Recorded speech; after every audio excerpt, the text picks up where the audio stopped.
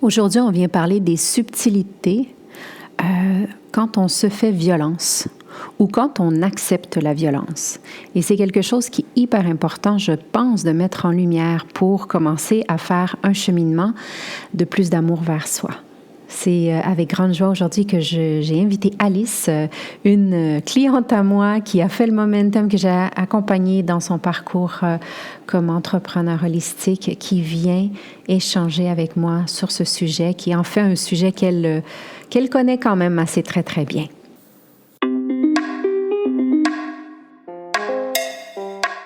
Namasté et bienvenue au podcast Sorcellerie Blanche. Ce projet de cœur a démarré en 2019 et on continue depuis. Si t'es ici, c'est que la sorcellerie blanche sous toutes ses formes t'attire. Tu vas donc entendre parler de chamanisme, d'ésotérisme, d'holisme avec des gens comme toi et moi.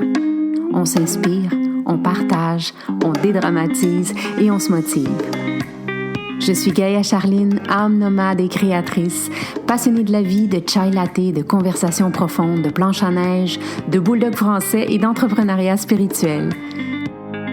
J'accompagne des femmes médecines à transitionner vers l'entrepreneuriat spirituel en toute simplicité. Je pourrais te nommer les 1001 choses que je fais, mais je pense que le plus important, c'est que tu connaisses mon essence. Alors, bienvenue dans mon univers où ensemble, on se rappelle que la plus belle des magies, c'est celle qu'on porte à l'intérieur. Alors, on sort nos balais belles sorcières et on dépoussière ce qui est déjà là.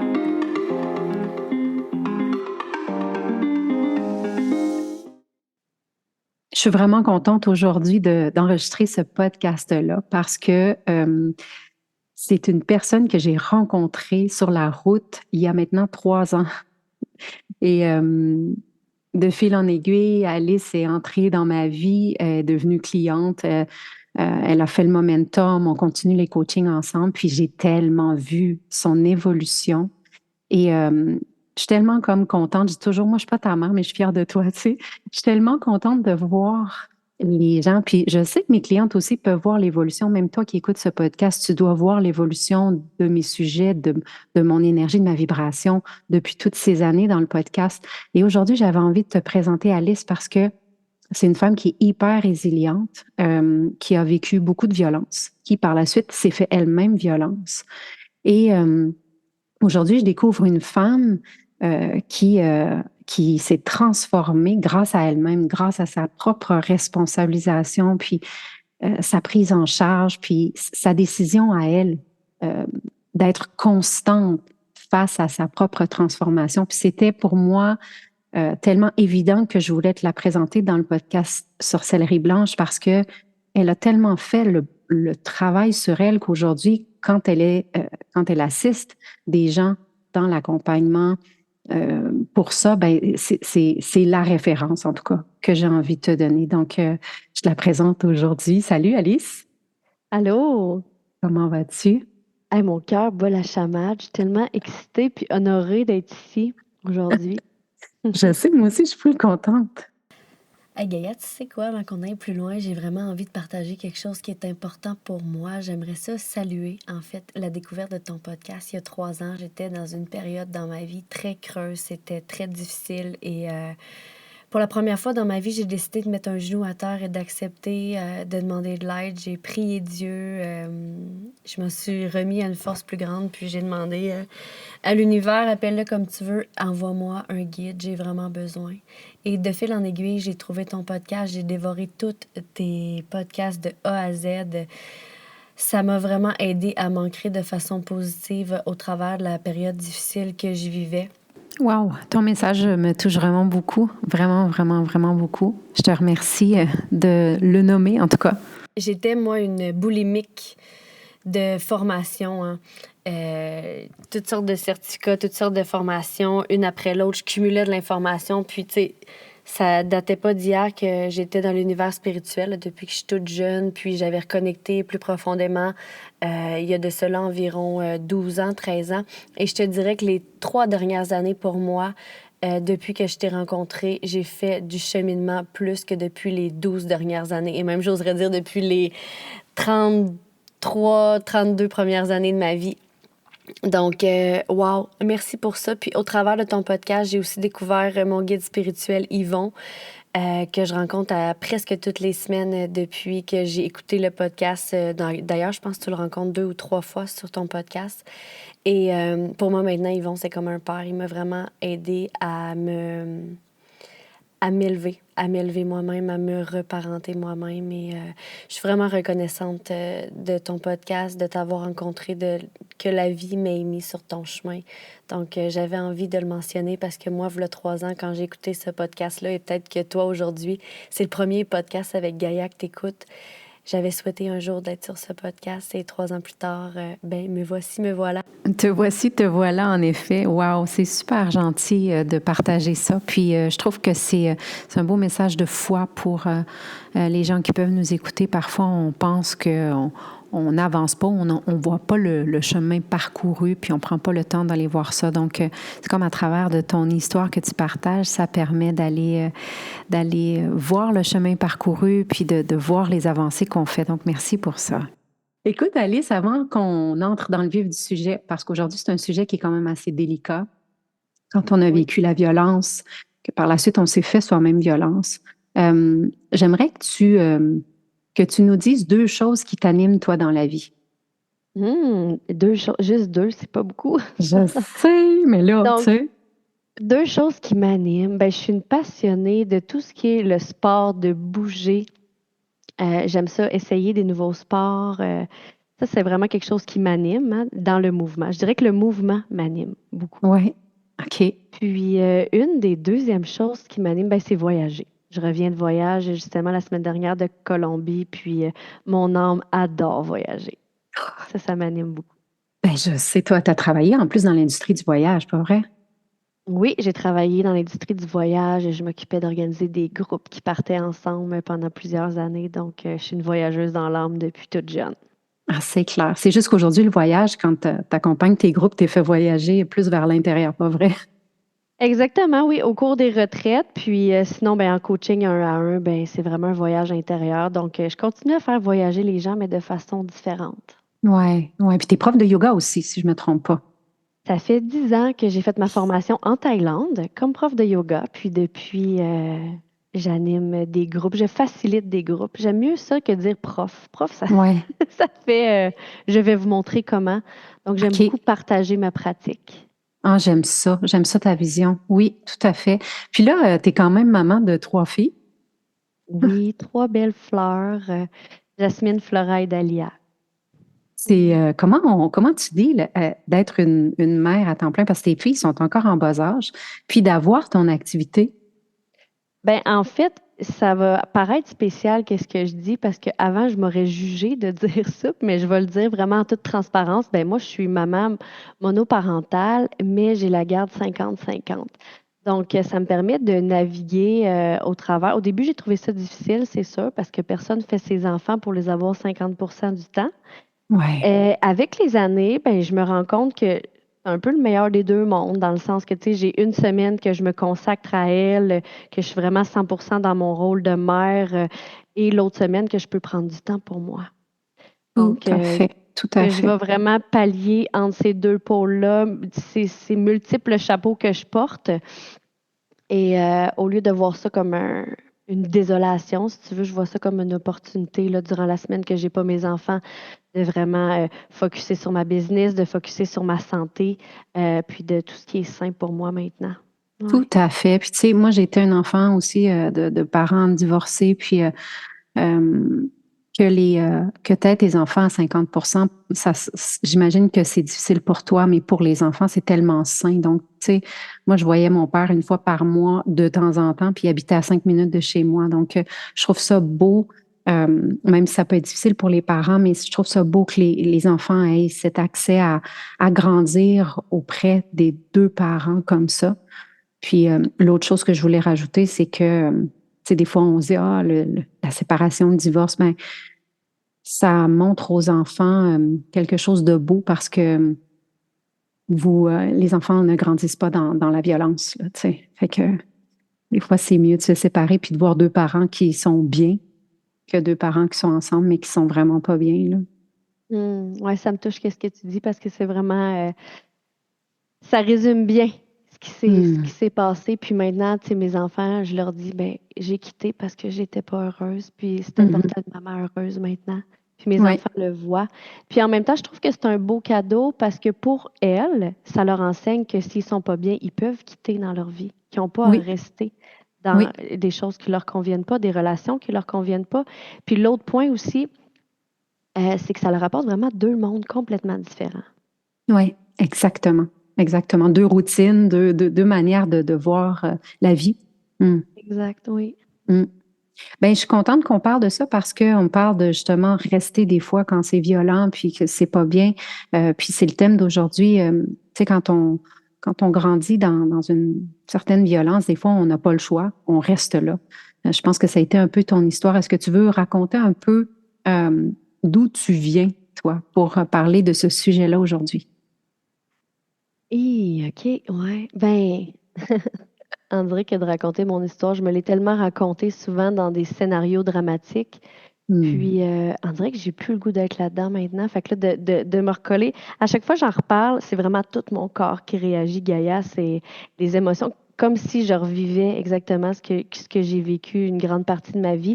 Mais si je ferais un résumé, euh, je dirais que j'ai eu une enfance quand même très, très difficile, très dure. Euh, j'ai dû rapidement pas subvenir à mes besoins ou être autonome, faire la grande fille, s'occuper toute seule, tu sais, cuisiner à 6 ans. Moi, je cuisinais toute seule, puis Hmm. j'aimais quasiment mieux être toute seule. Tu sais, c'est plate à dire. Même si j'étais dans une grande tristesse quand j'étais seule, parce que j'avais soif de relations authentiques, de douceur, d'amour, c'était pas nécessairement ça que j'ai reçu.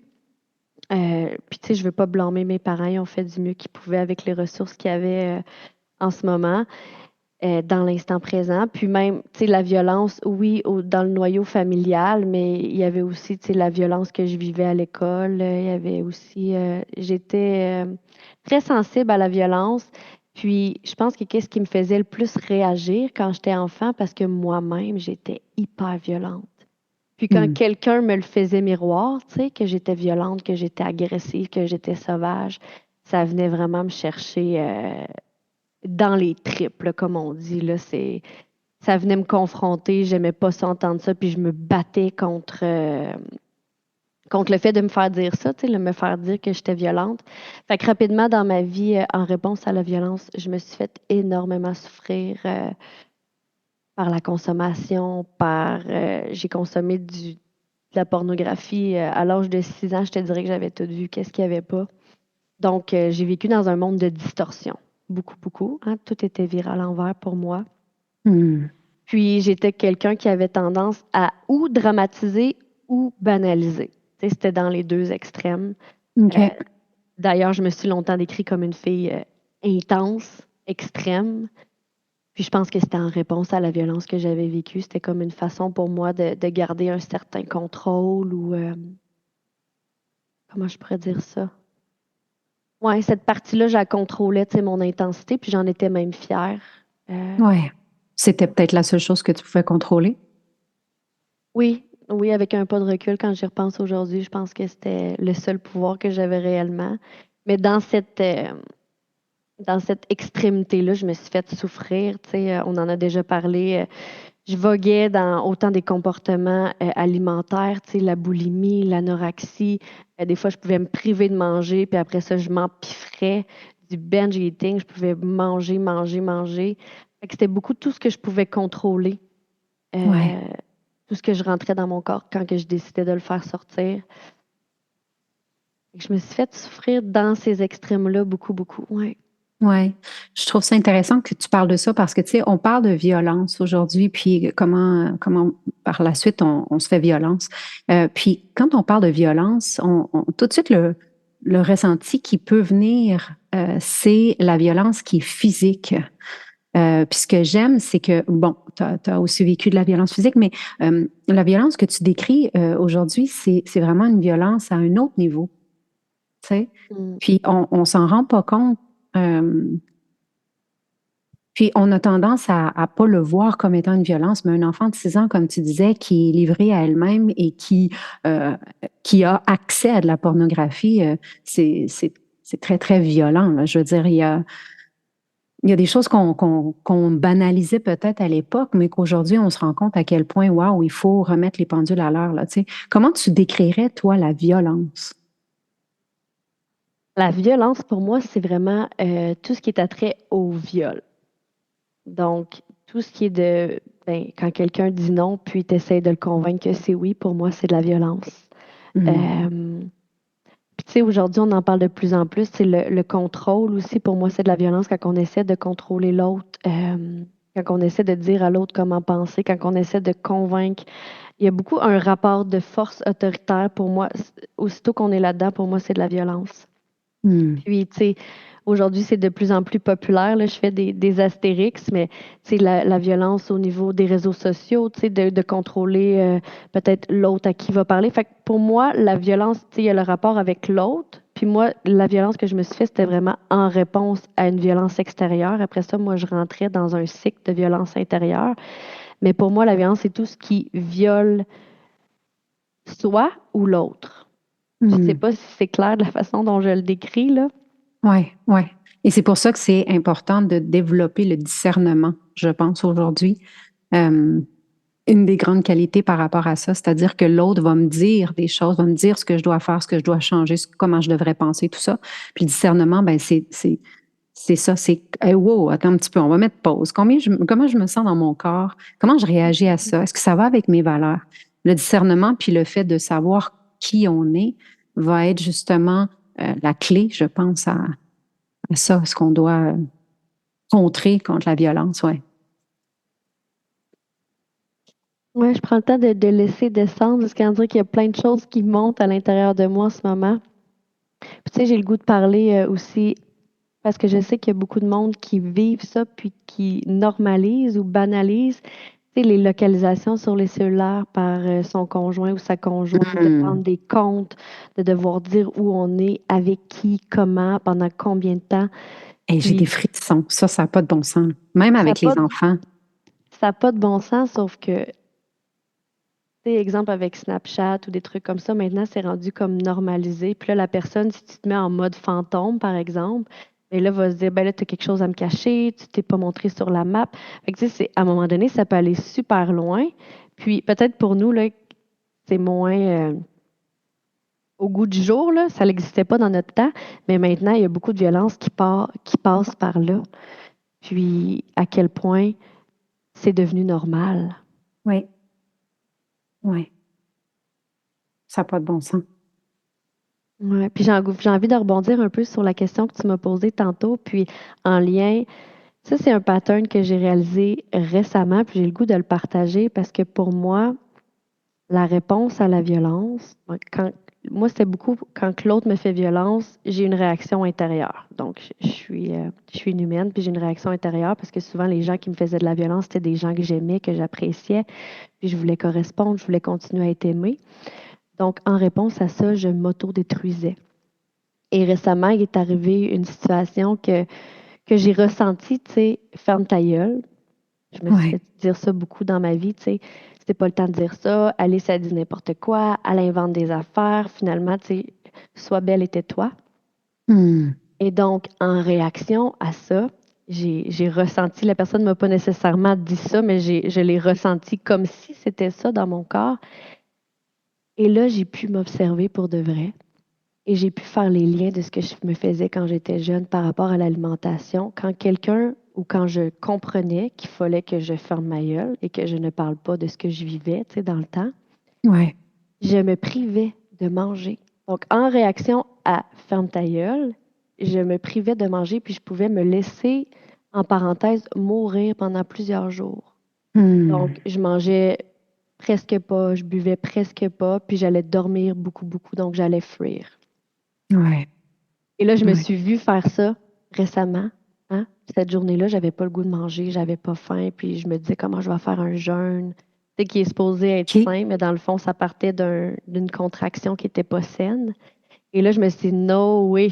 Fait que là, je me suis forcée à manger, puis je me suis dit, non, je m'embarque pas là-dedans. Et là, j'étais vraiment contente et fière de moi parce que j'ai Un pu grand créer pas, quelque hein? chose. Pardon? Un grand pas, Oui, parce qu'avant, je le voyais pas. c'est ça. Ouais. C'est du moment où on met de la conscience sur nos comportements qu'on peut commencer aller, à y aller à fond, là, tu sais. Le fait de se voir, moi aussi, je me suis vue dernièrement. J'étais assise, puis justement, me faisait un peu la morale là, sur un sujet qui revient souvent dans ma vie. Et puis, je me suis vue, j'ai comme eu une sortie de corps, puis je me voyais, la petite qui se faisait chicaner. Et, Mhm. ça a été tellement intense comme expérience, ça a été comme une transe parce que euh, à partir de là, j'ai été capable de me ramener puis me dire, OK, là, ça, là, ce schéma-là, c'est fini. Puis j'ai mis beaucoup, beaucoup de conscience là-dessus. Puis autant ça fait mal, autant c'est délivrant comme ressenti, pas vrai? Je trouve ça intéressant qu'est-ce que tu partages parce que je vais parler pour moi. J'avais tendance à éviter toutes les situations inconfortables. Et on va se le dire, s'observer, c'est vraiment inconfortable. Oui. Donc, ce que tu partages, j'aime ça parce que là, de dire, OK, c'est terminé. Oui. Je ne veux plus prendre cette position-là de la petite fille qui se fait chicaner, puis je sais pas ta position ou ta posture avait l'air de quoi dans ce moment-là, mais de comme même enseigner au corps de OK, non, je ne vais pas me recroqueviller ou rester assis là à rien faire en faisant comme si de rien n'était, alors qu'en dedans, ça bouge comme un volcan. C'est terminé maintenant. Oui, oui. Puis ça n'a pas besoin d'être violent comme réaction. Tu sais, moi, par exemple, je me suis observée. J'ai vu à quel point je gardais les choses pour moi. Puis par la suite, ce que j'ai pris comme décision, c'était que c'était pas de dire la prochaine fois, je vais répondre à cette personne-là. Ma décision à ce moment-là, ça a été la prochaine fois que cette personne-là va me dire ces choses qui reviennent souvent, eh bien, je vais sourire puis je vais dire, ben merci de tes conseils, mais ça ne m'atteindra plus. Parce qu'à l'intérieur, j'ai cette solidité, cette certitude dans qui je suis, dans mes valeurs, et puis ça ne va pas me déséquilibrer ou me faire douter, en fait. Mm. Puis, tu sais, en fait, c'est à chacun de trouver sa stratégie là, par la suite. Mais pour moi, ça a été de me voir comme ça. J'ai trouvé que j'avais bien réagi, mais j'ai trouvé que je faisais pitié. Ça m'a fait de la peine de me voir. Mm. Tu sais, de En me voir. dedans de la façon dont tu l'as vécu. Oui, ça me faisait de la peine de me voir comme être encore euh, dans cette posture-là quand je l'étais tellement de fois dans ma vie, puis presque de douter sur le moment, puis presque de donner raison à la personne, tu sais. Donc, c'est intéressant comment se faire violence. Des fois, c'est très sournois, c'est très subtil, c'est très... hein, c'est pas toujours loud, puis... euh, ouais, c'est ça. Mais un des processus, je trouve, qui a été le mien pour me sortir de la violence, au début, j'étais beaucoup dans la confrontation, tu sais. Ah, je vais le Mhm. dire, tu sais, je passais de la victime qui disait rien. Puis, tu sais, je sais pas si tout le monde connaît le triangle de Cartman, mais je passais de la victime qui disait rien, qui s'apitoyait sur son sort, qui était renfermée sur elle-même, à la bully, qui va aller Ouais. affronter, puis qui va aller le dire, qui est pas d'accord, puis qui va dire non, ça passe plus, puis qui Faire finalement est violence à rendue l'autre, finalement, oui. super castrante. Oui. Et là, comment je peux arriver à sortir de ces deux rôles-là? Et vraiment, comme tu dis, tu sais, ma posture intérieure, elle va être différente. Je vais Mhm. juste dire à l'autre merci de tes conseils.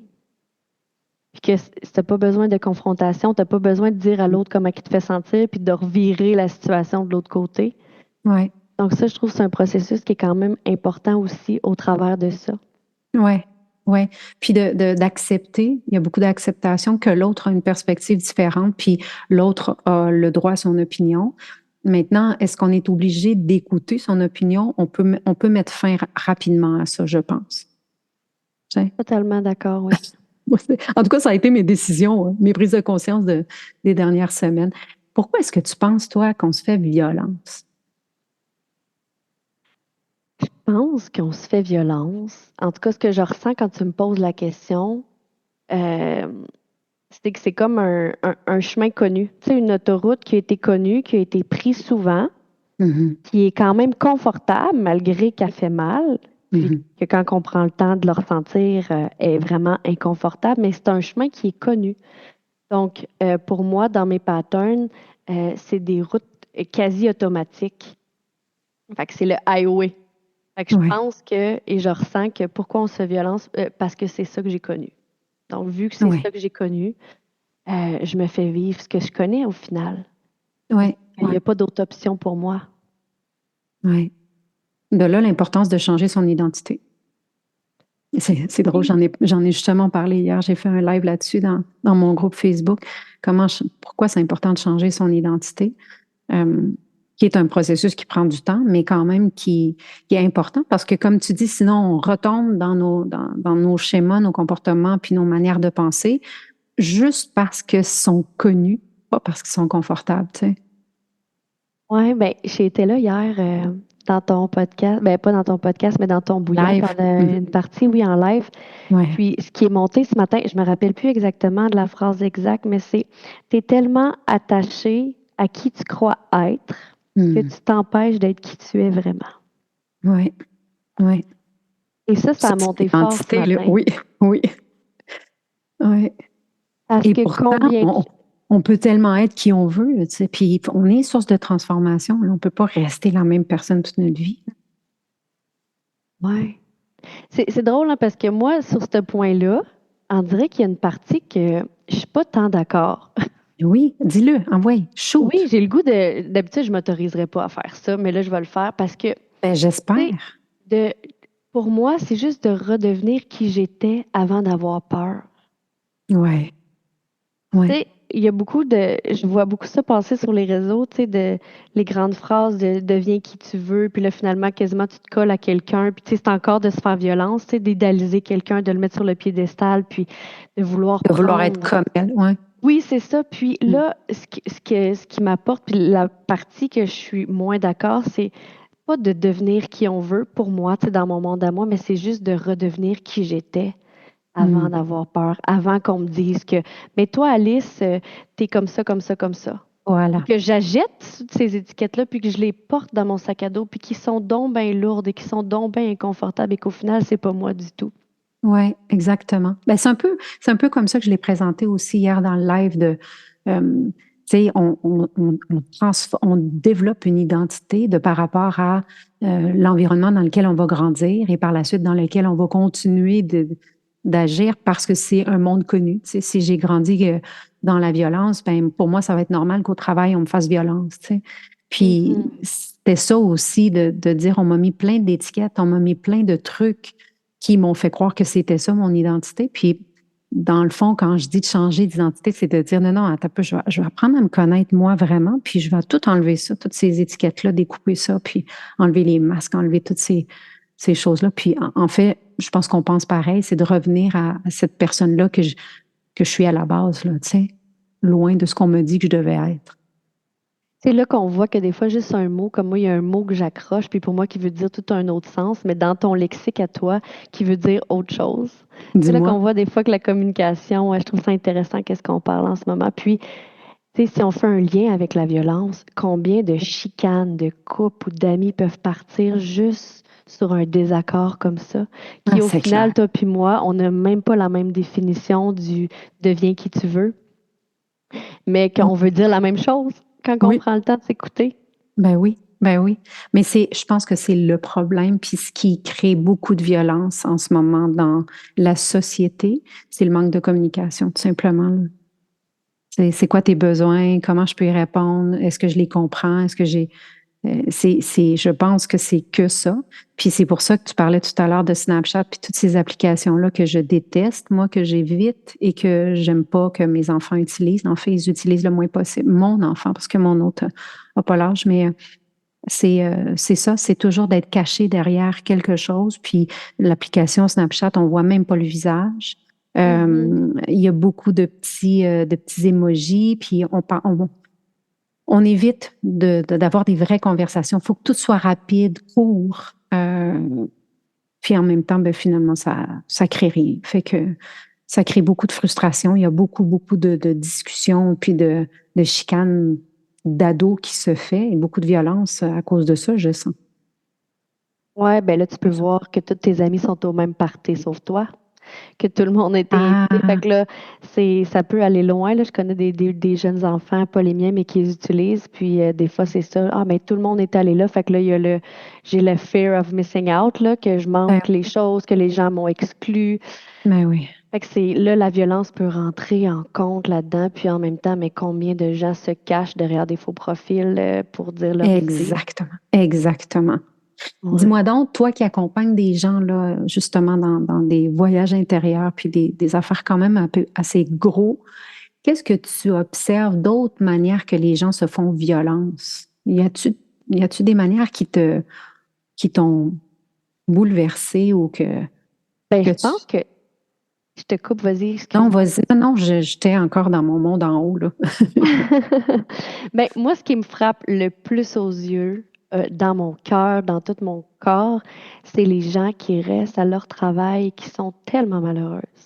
Ouais. Et ça, pour moi, c'est tellement rendu inconcevable, là, parce que, tu sais, la plupart des gens passent 30 heures et plus au travail. Certaines personnes emmènent du travail à la maison, sont pas payées pour, se donnent pour le rêve de quelqu'un d'autre. Puis pour moi, ça, c'est tellement une source drainante d'énergie parce que, tu sais, imagine, tu passes 40 heures de ta vie dans un endroit où tu es profondément malheureuse. Et justement, je parlais avec une de mes amies aujourd'hui puis hier, puis elle est dans le doute, elle est en Hmm. remise en question. Euh, mais en fait, dans toutes les sphères de sa vie, ou presque, elle sait qu'il faut qu'elle fasse des changements, sauf qu'elle a peur. Oui, Elle a peur de laisser sa job dans marde. oui, Mais ta job existait avant que tu sois là. oui, oui, Elle va survivre après que tu sois parti. oui. Fait que Ah là, oui, c'est vrai que c'est une oui, grande source de violence, ça. Comment on nous traite, comment on voit le travail, comment on est devenu dépendant, puis qu'on pense qu'on est, euh, comment on dit ça, indispensable. indispensable. Voilà le mot.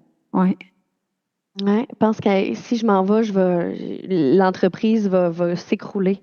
Mais c'est oui, toi qui es en train de s'écrouler en ce moment. oui, oui. Ils ont C'est, besoin de moi, mais c'est toi qui as besoin de toi en ce moment. oui.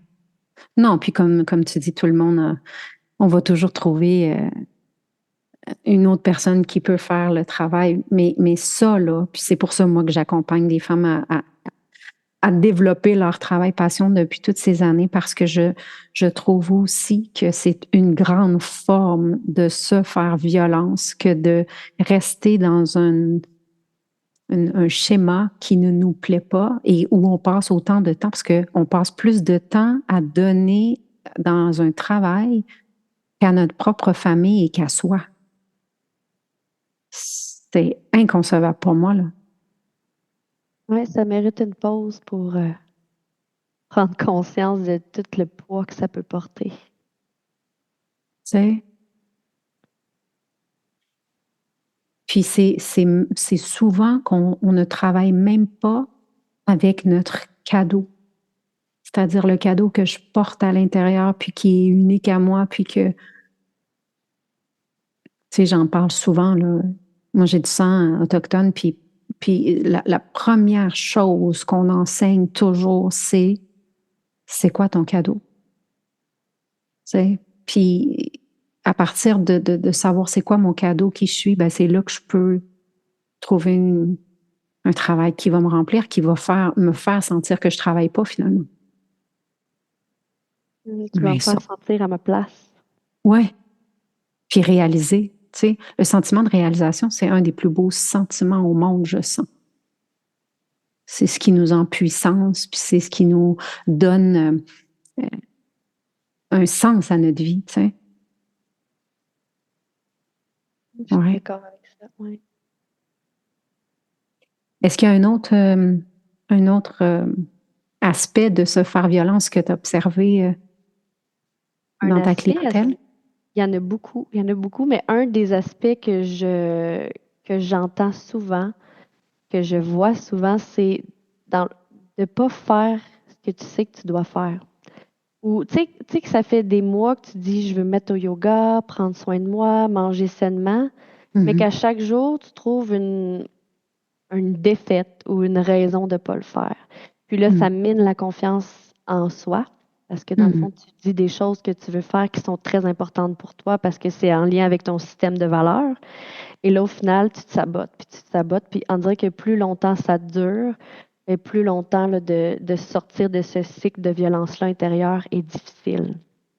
Puis pourquoi on le fait juste pas? Pourquoi est-ce qu'il y a des gens qui continuent de se faire violence et qui font pas ce premier pas-là, qu'on appelle la procrastination? Dans le fond, je vais aller dans d'autres émotions qui vont ils vont me faire sentir aussi pas bonne ou pas fière de moi, mais je le fais quand même. C'est fou, là. Je pense Ça que ça revient. revient un peu à... Vas-y, je t'écoute. Non, vas-y, toi. Ben, je On pense devait que dire la ça même revient. chose. On va voir, ouais. Je pense que ça revient un peu au cycle de violence. Ben, c'est ça que je connais. C'est ma Ouais, zone de connu ou de confort qui est vraiment ouais, inconfortable. Puis je sais que je suis pas bien parce que, ben, la preuve, mon corps me fait mal, j'ai des symptômes physiques, j'ai pas d'énergie, je me sens fatiguée. Mais c'est ça que je connais. ouais. Donc, je continue dans cette voie-là parce que je me dis, ben, je suis déjà fatiguée. Fait que si je m'en vais m'entraîner, je vais être encore plus fatiguée. C'est comme juste des mécanismes de fausses croyances qui s'emboîtent un par-dessus l'autre pour te faire croire que de toute manière, tu n'y arriveras pas ou que tu l'as déjà essayé puis ça n'a pas d'effet. C'est ce que j'appelle la normalisation de la souffrance. Quand on grandit dans un environnement où on souffre, là, où on s'autocritique, on développe cette idée-là, cette fausse idée-là que c'est normal de se faire violence ou que ça fait partie de notre processus de croissance. Ça, là, ou des fois des réactions à des traumatismes avant, là, tu sais. Comme j'ai vécu des abus émotionnels, physiques, puis tout ça, comme toi et moi, on a vécu, ben, je crée des schémas qui sont négatifs où je me sens presque méritante de souffrir. Ben, pendant longtemps, moi, Gaïa, je me suis tellement associer positivement mes souffrances. Tu sais, c'était mon mal de dos, puis je rencontrais Ah oui, quelqu'un, puis j'y raconterais quasiment tous mes accidents, puis pourquoi j'avais donc ben mal au dos, puis que j'allais avoir des oui, douleurs chroniques toute ma vie, que les médecins m'avaient dit que je pourrais jamais guérir, qu'il n'y avait aucune solution. Mais je croyais tellement que c'est sûr que je vais rester avec. J'y tiens, je les aime. c'est ça. C'était Je les devenu ton nourrissais. identité. Ouais, c'est Mais fou. maintenant, c'est plus ça que je vis. C'est pas vrai. Ouais. Mon corps est libre, je danse, je fais du yoga. Oui, parfois j'ai mal, j'ai des crises ou des rechutes, si tu veux. Mais à ce moment-là, je sais que c'est un rappel pour Alice, prends encore plus soin de toi. Hmm. Hydrate-toi bien, nourris ton corps avec des aliments sains qui te font du bien. Enlève les choses que tu sais que ça te fait pas du tout. Je tripe sur le popcorn. Je peux plus en Mais manger. c'est Ça bon. passe plus. Mais c'est Ça passe bon. plus. Ça passe plus, tu sais. Puis là, il faut que je me rende à l'évidence qu'à chaque fois que je mange du popcorn, là, je me fais violence, là. Oui, Parce oui. qu'après, ça me fait souffrir à un niveau extrême. J'envie, je réagis. Fait qu'à un moment donné, c'est de choisir est-ce que je veux me faire plaisir momentanément, puis C'est souffrir ça. longuement, Hmm. puis me rappeler comment que je suis misérable, ou si je veux faire des choix difficiles dans l'instant qui vont Ouais, faire en sorte que je vais avoir une belle qualité de vie. ouais. Et puis c'est ça le défi, hein, je pense à tous les jours. Tu sais, est-ce que je mange du fast-food ou est-ce que je vais manger quelque chose qui est bon pour moi? Est-ce que je dis rien ou est-ce que je lui dis ma façon, comment je me sens? Est-ce que c'est à tous les jours, c'est des choix à prendre. Et quand on arrive face à Choix en ces choix-là, conscience. pour moi, Mm, mm, Euh, il doit y avoir un décalage, je t'ai coupé, je m'excuse. Mais pour moi, quand on arrive face à ces choix-là, c'est vraiment de se demander, OK, la dernière fois que j'ai mangé du fast-food, comment je me suis sentie après? mm. La dernière fois que j'ai mangé, je sais pas moi, une salade la plus tripante que tu peux t'imaginer en ce moment, super savoureuse, comment je me suis sentie après? La Mm, dernière fois que je l'ai dit à quelqu'un comment je me sentais puis que ça me plaisait pas, comment je me suis sentie après versus la dernière fois que j'ai rien dit. mm. Exactement. Faire une pause. Tu sais, puis c'est ça, tout va tellement vite, puis la société va vite, tout va vite, les réseaux sociaux nous invitent à aller plus vite, encore plus vite encore. Puis je pense que c'est ça la solution, c'est de faire une pause, puis de ralentir, puis de se poser les bonnes questions comme tu viens de dire. En tout cas, j'imagine que tu dois être excellente dans ton accompagnement pour les gens qui, justement, ont des soucis. Puis c'est pour ça que j'ai envie, on laissera un lien si les gens ont envie de te contacter pour travailler justement cet aspect-là, de faire un voyage intérieur à tes côtés. C'est quelque chose qui est quand même très, très riche. Ça va être un plaisir de rencontrer les belles âmes qui sont dirigées vers mon énergie en nous écoutant aujourd'hui. Oui, vraiment. Je te remercie, Alice. Hein. Tiens, on pourrait parler encore des heures parce que clairement, c'est un sujet à n'en plus finir. Mais je sais que tout a été dit, le plus important a été dit aujourd'hui. J'apprécie énormément que tu aies pris du temps pour venir parler de ça parce que c'est un sujet qui est délicat, mais qu'on doit absolument parler aujourd'hui, puis on doit ouvrir des portes, puis on doit avoir aussi des solutions pour les gens qui souffrent et qui se font violence. Il y en a trop, là. On a besoin de plus de douceur puis d'amour. Merci, Gaïa. Merci à toi. Puis, je te souhaite un beau restant d'année. Et puis, tous ceux qui auront envie, vous pourrez contacter Alice là, pour faire un petit suivi, puis peut-être faire un petit bout de chemin à ses côtés. Quel privilège. Merci beaucoup. Merci à toi. Bye bye. Bye.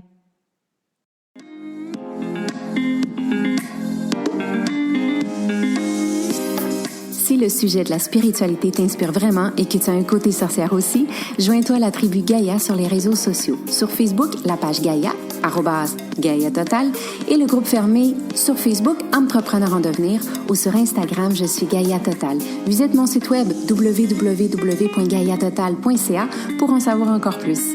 Au plaisir de te croiser. Waheguru, belle âme.